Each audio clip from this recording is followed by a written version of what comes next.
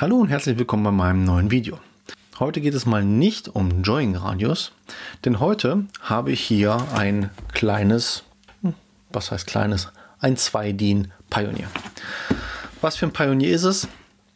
Darauf steht, es ist ein SPH-DA 360 DAB. Heißt, es ist ein Einstiegs-Media-Receiver von Pioneer ohne CD-Laufwerk, Doppel-DIN mit 6,8 Zoll Bildschirm. Und ja, ich würde sagen, wir packen das erstmal aus und dann gucken wir mal, was da alles drin ist. Da ist es einmal alles ausgepackt und ja, woraus besteht der ganze Packungsinhalt? Was haben wir alles? Wir haben natürlich das Radio, Doppel-DIN Pioneer 6,8 Zoll Bildschirm, relativ flache Einbautiefe, heißt, sollten wir gut verbaut kriegen. Und auf der Rückseite haben wir einmal die wichtigsten Anschlüsse. Heißt, wir haben Antennenanschluss, wir haben hier einen DAB-Anschluss, GPS-Anschluss, Mikrofon, ein paar Sachen, wo wir gleich Stecker zu gucken. Und hier von der Seite haben wir den Hauptstromanschluss und den USB-Anschluss. Was kommt da alles rein? Was haben wir sonst noch an Kabeln dabei? Wir gucken einfach weiter. Ganz interessant. Die GPS-Antenne, das heißt, hier ist eine GPS-Antenne mit dabei. Weswegen man die braucht, sehen wir tatsächlich gleich und später im Video. Dann haben wir das Mikrofon. Das ist quasi das Freisprechmikrofon für CarPlay, für Bluetooth-Audio, was auch immer. Ja, ist halt das ganz kleine Klinkenkabel bei. Das heißt, nicht das normale Kopfhörer-Klinkenkabel, also nicht 3,5. Sondern 2 irgendwas. Und ja, einmal das Mikrofon. Dann haben wir eine USB-Verlängerung. Das ist ein USB-Verlängerungskabel, weil die Buchse hinten am Radio haben wir schon gesehen. Und das ist halt entsprechend das Kabel, um es nach vorne zu legen. Der Kabelbaum. Hier kommt der ISO-Stecker rein. Und das hier ist halt der Stecker, der ins Radio kommt. Ansonsten gibt es noch ein paar Leitungen, die nach außen führen, beziehungsweise, was heißt ein paar? Wir haben hier einmal das Handbremssignal. Das Handbremssignal muss halt auf die Handbremse gelegt werden.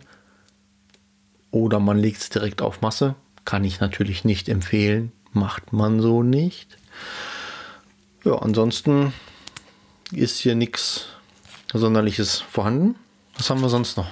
Wir haben ein AUX-In-Kabel, das ist eins von diesen weißen Steckern, die hinten in das Radio reinkommen, für AUX-In, wenn wir halt einen AUX-Fin verbinden wollen. Wir haben noch ein bisschen Schräubchen. Wir haben ein weiteres Kabel, was für die Lenkradfernbedienung bzw. für die Rückfahrkamera da ist. Wir werden leider keine Rückfahrkamera verbauen. Dann das Cinch Out und Video Out Kabel, heißt an der Stelle, das Radio hat 2-Kanal Front Out, 2-Kanal Rear Out und ein 2-Kanal Subwoofer Out tatsächlich und einen Videoausgang für den Heckbildschirm. Die Entriegelungsbleche, die man so hat, noch ein bisschen Klebers und obligatorisch die Bedienungsanleitung, alles dabei. Okay. Also, was kann das Radio? Was ist das Radio? Warum habe ich das Radio hier? Also relativ einfach. Ich habe mir mal wieder kein neues Radio gekauft, sondern ich habe einen guten Bekannten, der ein neues Autoradio haben wollte. Das Einbauvideo wird folgen. Grundsätzlich waren die Parameter für die Radiobeschaffung aber relativ einfach. Es sollte ein Doppel-DIN-Radio sein, es sollte ein Radio mit Bildschirm sein, es sollte ein Radio mit Wireless Android Auto bzw. Wireless CarPlay sein. Es sollte möglichst wenig kosten und es sollte DAB+ kommen. Das waren die Anforderungen für das Radio und ja, ich sag mal, das Pioneer SPH DA 360 DAB ist mit, ich glaube, einem UVP von 450 € oder so. Eigentlich, es gibt kaum was Vergleichbares mit Wireless-Funktionalität und mit großem Display. Also wurde das Radio beschafft Das Radio habe ich gerade ausgepackt und als nächstes schließe ich das Radio an meinen Tester an und dann gucken wir uns einmal die Menüführung an. Einmal angekommen am Radiotester mache ich das Radio erstmal an. Das Radio startet relativ schnell. Es startet standardmäßig in ein Warnscreen, sage ich mal. Da muss man aber nicht auf OK drücken, der Screen verschwindet von alleine. Ja, und dann läuft schon quasi die Musik, die als letztes lief. Wir haben verschiedene Knöpfchen, die wir drücken können. Das ist halt das Menüknöpfchen. Wir können hier nur nachher scrollen. Wir sehen, das Bild ist nicht hundertprozentig flüssig, das ruckelt ein bisschen. Aber da kann man mit leben, meiner Meinung nach. Ich habe kein Radio eingeschlossen im Moment, aber auch die Radiofunktionalitäten sind halt normale Radiofunktionalitäten. Heißt, wir haben 3 verschiedene FM-Bänder, 2 AM-Bänder und können Sender speichern und alles Mögliche machen. USB, ich habe ein paar Lieder auf meinen USB-Stick drauf. Wir könnten theoretisch aber auch Bilder und Videos anschauen. Und die Ordner wechseln ist auch eigentlich gar kein Problem. Und das läuft ganz gut. Lauter, leiser gibt es die Touchknöpfe an der Seite. Wir können aber auch tatsächlich auf dem Bildschirm touchen, um lauter und leiser zu machen. Die Anzahl der Lautstärkestufen ist ausreichend, um ordentlich einzustellen. Telefon habe ich gerade an der Stelle hier noch nicht verbunden, deswegen haben wir hier keine Bluetooth-Einstellungen im Moment. Ich suche einmal kurz mein Handy, damit wir hier einmal die Bluetooth-Verbindung und auch dann das Wireless CarPlay ausprobieren können. Relativ einfach über Bluetooth verbinden.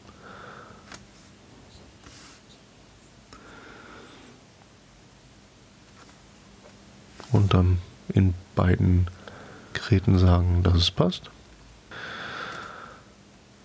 Da hat es das Handy erkannt und halt direkt gesagt, okay, wollen wir CarPlay machen? Ja, lass uns CarPlay machen. Und die ganzen Einstellungen, dass sich dann das WLAN verbindet und so, laufen automatisch. Und wenn das funktioniert hat, geht auch das CarPlay-Symbolchen an. Werden wir gleich sehen. Da haben wir schon das CarPlay-Symbol. Und wir sehen jetzt aber, dass wir die GPS-Antenne anschließen sollen, um Wireless CarPlay zu nutzen. Die Info war mir tatsächlich bis dahin neu, dass ein Radio für Wireless CarPlay eine GPS-Antenne braucht. Die ganzen Joying-Radios, da habe ich keine GPS-Antenne angeschlossen und da funktioniert Wireless CarPlay problemlos. Hier an der Stelle nicht, deswegen schließen wir mal kurz die GPS-Antenne an.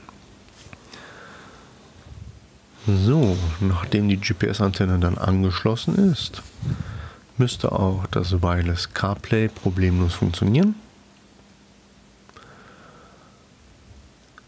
Erstmal gucken wir in die Verbindungseinstellungen, wie denn der GPS-Empfang in der Garage ist. Und der GPS-Empfang in der Garage ist okay auf jeden Fall. Nicht perfekt, aber okay. Also für eine Garage mit einer Betondecke. Und schon sind wir in CarPlay drin. An der Stelle jetzt Podcast-Player. Aber wie ihr seht, die ganz normale CarPlay-Oberfläche über Wireless sehen wir an dem Akkusymbol auf der linken Seite. Das heißt, wir sehen die Akkuanzeige vom Handy. Ja, ansonsten die Maps funktionieren auch ganz normal. Das heißt, auch mit dem GPS klappt es soweit ganz gut. Ja. Und jetzt können wir Wireless CarPlay auf einem Pioneer SPH-DA 360 DAB spielen, was meiner Meinung nach halt eigentlich ein gutes Teil ist für den Preis. Ansonsten gehen wir nochmal in die Einstellungen. Wir können in Systemeinstellungen können wir uns einiges angucken.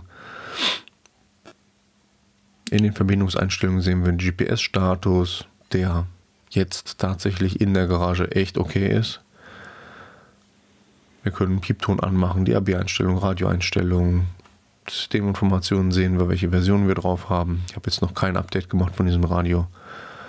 Bluetooth-Einstellung ist klar. Wir können die Helligkeit einstellen. Lustig an der Stelle, wir können halt immer nur die Einstellung einstellen, die wir gerade haben. Heißt, im Moment ist das Licht aus, jetzt ist das Licht an und jetzt kann ich halt die Helligkeit vom nachts ändern. Das heißt, wir sehen hier auch, da ändert sich auch einiges am Radio, wenn wir entsprechend das Licht vom Auto an- und ausmachen. Und auch die Bedienung können wir natürlich farbtechnisch einmal anpassen, wie wir es haben wollen, in welcher Farbe. Und wir können einen Bildschirmhintergrund wählen. Bildschirmhintergründe sind ein paar vorgewählt, das ist jetzt nichts Tolles bei, aber auf der zweiten Seite haben wir die Möglichkeit, selber Bilder auszuwählen. Ich habe jetzt auf dem USB-Stick leider gerade keine Bilder drauf, aber ja, dann kann man auf jeden Fall das eigene Hintergrundbild wählen, was möglicherweise zum Beispiel auch passend zu dem Hintergrundbild vom Android Auto ist, und dann sieht das eigentlich ganz smooth zusammen aus. Im EQ haben wir einen Fader links, rechts, vorne, hinten, nichts Wildes. Können wir aber auch einfach über Touch benutzen. Eigentlich ganz schön von der Bedienung her. Nur ein bisschen schwierig die Mitte zu finden, aber dafür kann man halt die Pfeiltasten benutzen.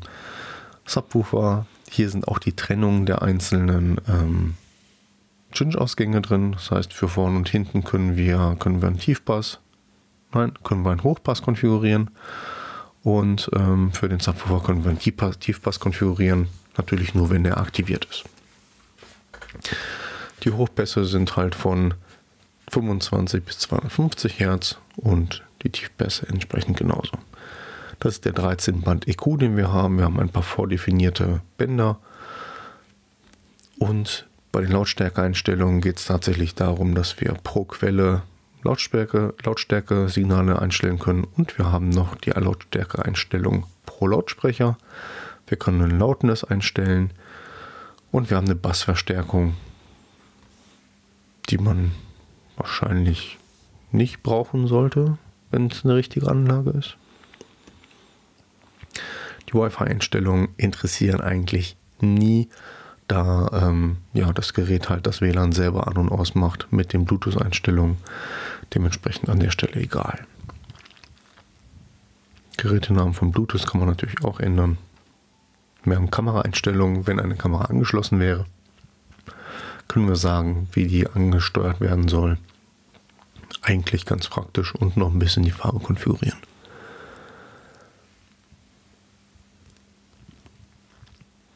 Telefonverbindungseinstellungen, hier können wir nochmal sagen, ob das Android Auto als Massenspeichergerät genutzt werden soll. Das ist das Zeichen da oben. Ansonsten können wir noch sagen, ob die Fahrerposition links oder rechts ist, um dann die Displays und alles und die Steuerung, glaube ich, von den CarPlays richtig anzuzeigen. Der USB-Player ist gut zu bedienen. Wir können scrollen, wir können die Lieder auswählen. Das funktioniert soweit. Und natürlich haben wir auch Musik von unserem USB, wenn wir in CarPlay und Android Auto drin sind. Das ist kein Problem, auch das Radio. Kamera-View würde natürlich funktionieren, wenn wir jetzt eine Kamera angeschlossen hätten. Haben wir an der Stelle nicht. Das heißt aber, dass wir jederzeit auf unsere Kamera zugreifen können, was sicherlich sehr praktisch ist.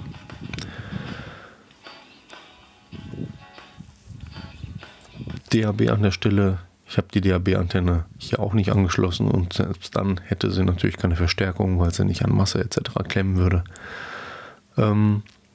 Aber ich kann euch sagen, dass der DAB-Empfang dann im eingebauten Zustand ganz sinnvoll ist.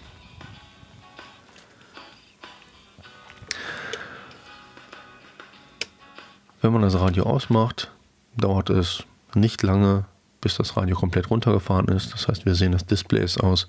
Wir sind im Moment noch so waren gerade noch bei 700 Milliampere. Jetzt sind wir bei 0,7 und jetzt sind wir bei 0. Das heißt, das Radio ist einmal komplett aus. Braucht keinen Strom im Standby. Heißt, der Akku wird nicht leer gezogen, genauso wie es sein soll. Also noch einmal, was haben wir zusammengefasst für Key Features von diesem Radio? Wir haben einen 6,8 Zoll Bildschirm, wir haben Wireless CarPlay, wir haben Wireless Android Auto, wir haben einen USB-Anschluss, wir haben einen Kameraeingang, wir haben DAB+, was funktioniert, ganz brauchbar, Antenne vorausgesetzt. Natürlich hat dieses Radio auch Bluetooth und wir können auch Bluetooth Audio Streaming machen und das Radio hat einen 13-Band Equalizer. Man kann die Farbe der Buttons individuell einstellen, man kann ein Hintergrundbild auswählen oder ein eigenes verwenden. Insgesamt eigentlich ein brauchbares Radio. Es kann MP3, WMA, AAC, Wave und FLAC-Dateien abspielen. Videodateien gibt es auch H264, MKVs, FLVs, MPEG-4s, MPEG-2s und TS funktionieren. Bei den Bildern, wenn ihr zum Beispiel ein Hintergrundbild haben wollt, sollte es ein JPG oder ein BMP-Bild sein. Für die Soundfreaks unter uns, das Radio hat zwar einen 13-Band Equalizer, das war es aber auch. Das heißt, wir haben hier keine tollen DSP-Funktionalitäten drin. Wir haben 6 Vorverstärkerausgänge mit jeweils 2 Volt. 2 für vorne, 2 für hinten und 2 für den Subwoofer. Subwoofer können wir separat aktivieren, spielt aber kein Fullsignal aus. Ansonsten der Frequenzgang, den habe ich mal gemessen. Der blende ich jetzt ein. Der sieht eigentlich ganz gut aus. Es gibt im Bassbereich, ich sag mal so ab 60, 70 Hertz, gibt es einen Abfall von ca. 2 dB. Das ist aber meiner Meinung nach verkraftbar und nicht so schlimm. Der Frequenzgang sieht ein wenig wellig aus, aber die Auflösung ist auch sehr hoch gewählt. Also braucht ihr euch hier eigentlich nicht zu viel Sorgen zu machen. Ansonsten ist das SPH DA 360 DAB das neueste Gerät aus der SPH-Serie von Pioneer. Ist das einzige mit Wireless CarPlay und Wireless Android Auto. Kann natürlich auch per USB angeschlossen werden und ist an sich ein solides Gerät. Die Einschränkungen zum Thema DSP und Co. halte ich selber für verschmerzbar, da man, wenn man in den Sound Quality Bereich will, auf einen externen DSP oder eine DSP-Endstufe gehen sollte, sodass das halt eigentlich kein Problem ist. Das Einzige, was ein bisschen doof ist, sind diese nur 2 Volt Vorverstärkerausgang. Da haben die anderen Radios von Pioneer mehr Druck auf der Leitung. Ich gehe davon aus, dass der Kollege noch ein wenig mit diesem Radio umherfahren wird, sodass, wenn wir irgendwie noch Sachen haben, die gerne ausprobiert werden können. Ich danke euch. Wenn ihr was habt, schreibt einfach in die Kommentare. Ansonsten bis zum nächsten Mal. Euer Thomas.